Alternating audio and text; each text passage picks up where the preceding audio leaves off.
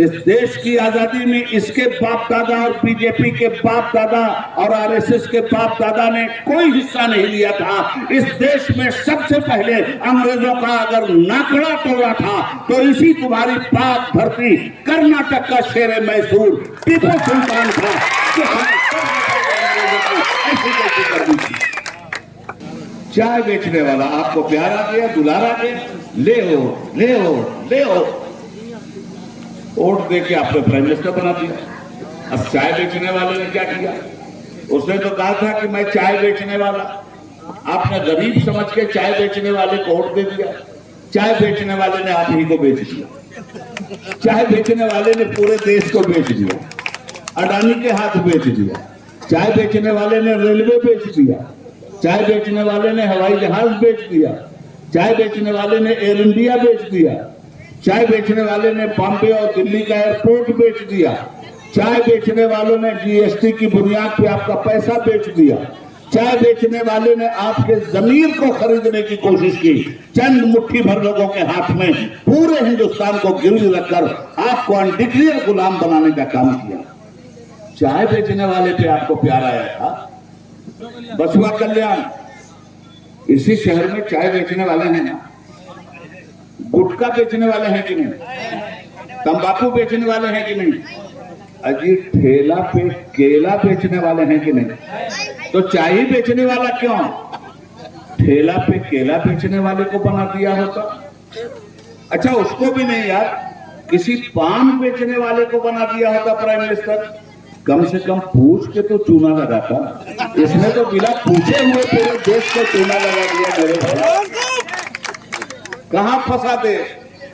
फिर फंसोगे। उनका कैंडिडेट धमकी दे रहा है, यहां गुंडई कर रहा है। देश के संविधान से खिलवाड़ कर रहा है। इस देश की आजादी में इसके बाप दादा और बीजेपी के बाप दादा और आरएसएस के बाप दादा ने कोई हिस्सा नहीं लिया था। इस देश में सबसे पहले अंग्रेजों का अगर नाकड़ा तोड़ा था तो इसी तुम्हारी पाक धरती कर्नाटक का शेर मैसूर टीपू सुल्तान था जो ऐसी कैसी कर दी थी कि वोट को अगर निगेटिव इस्तेमाल करोगे नुकसान अपना करोगे। पार्टियों के लिए ताली बजाते हो, मत बजाओ ताली किसी पार्टी के लिए। जो पार्टी आपके पास आती है पहले ये देख लो कि इसकी चाल क्या है, इसका चरित्र क्या है।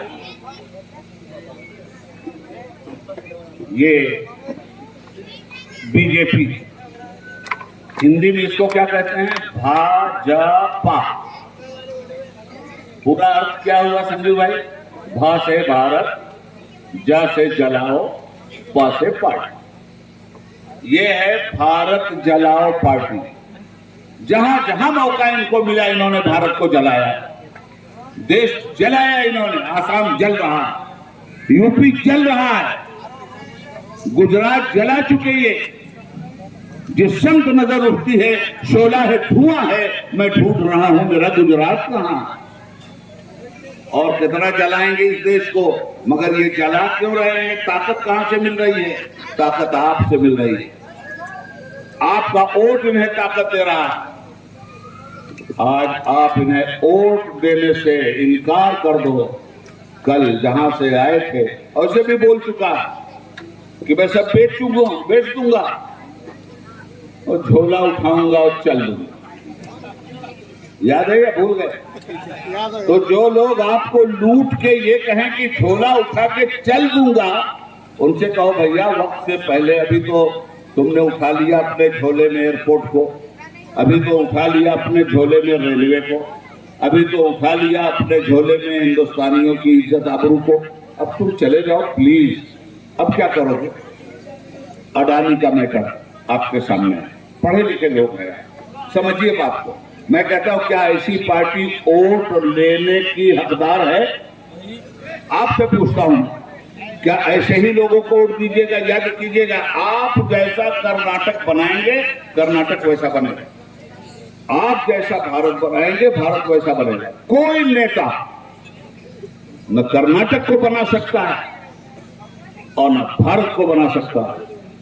कर्नाटक को और भारत को अगर कोई बना सकता है तो वोट देने वाला ये वोटर बना सकता है।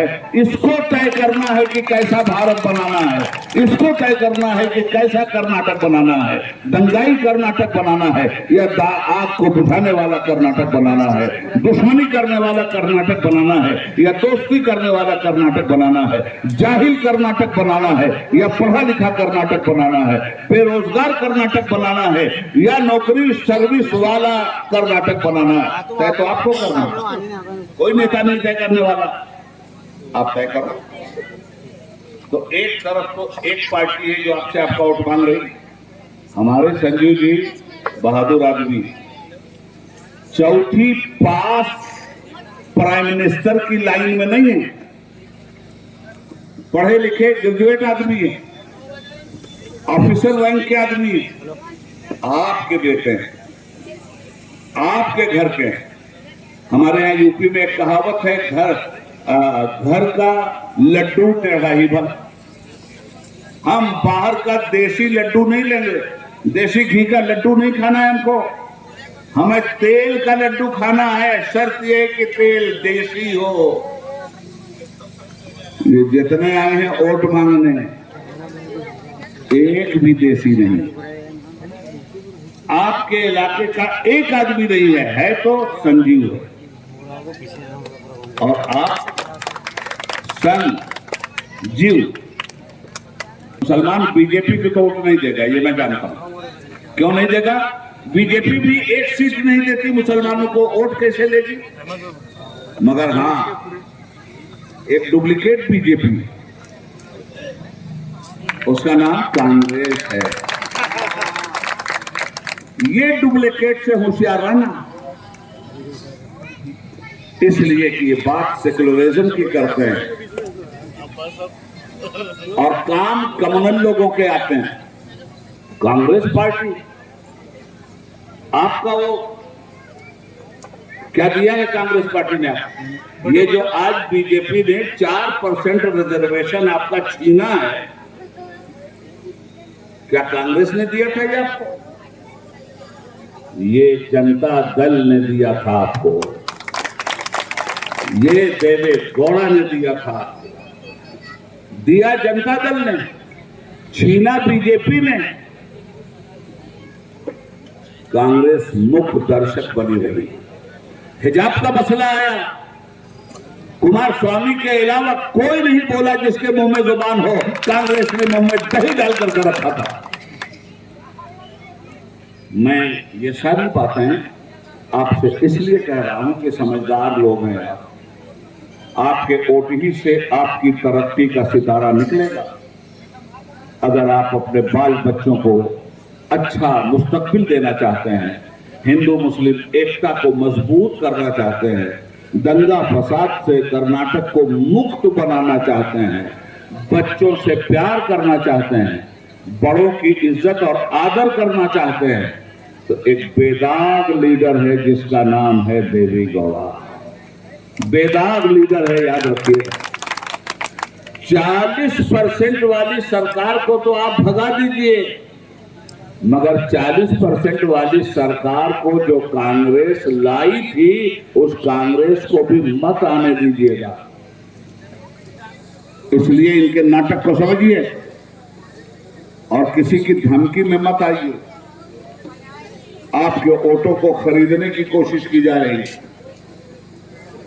जो लोग अपनी आत्मा कहीं बेच चुके हैं, वो आपको बेचना चाहते हैं।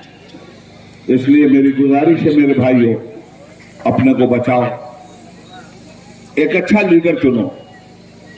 संजय जी पढ़े लिखे आदमी हैं, आपके बीच के आदमी हैं, आप अपना वोट मत बटने देना, मैं ये कहने के लिए आया हूं।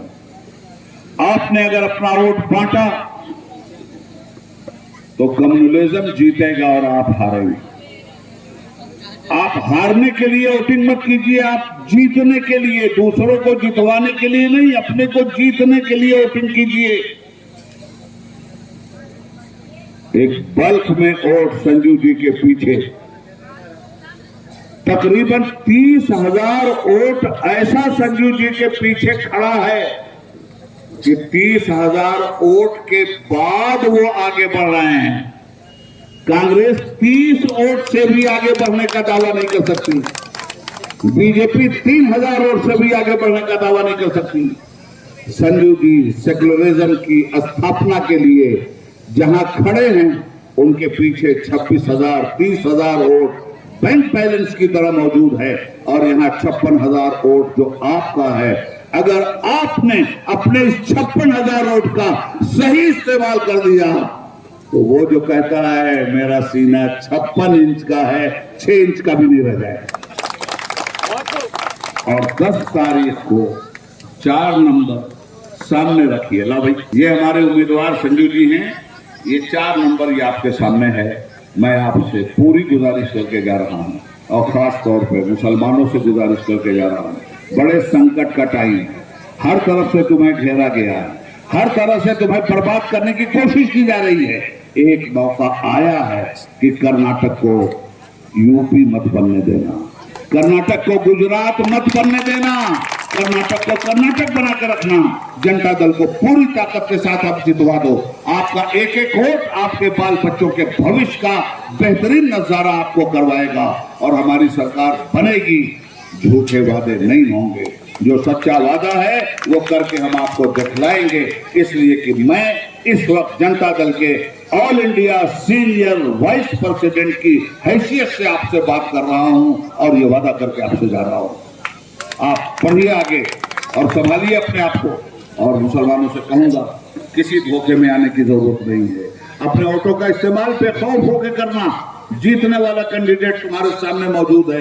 कल ऐसा ना हो कि जीतने वाले कैंडिडेट को पीछे डाल करके 5 साल तक आप खुद नदामत के आंसू बहाएं। अल्लाह ताला आप लोगों को इज्जत व आबरू अता फरमाए, हमारे तमाम हिंदू मुस्लिम भाइयों में एकता पैदा कर दे और जनता दल सेकुलर के उम्मीदवार संजू भाई को पूरी ताकत के साथ वोट देकर शानदार जीत दिलवाइए। ये आपकी जीत होगी।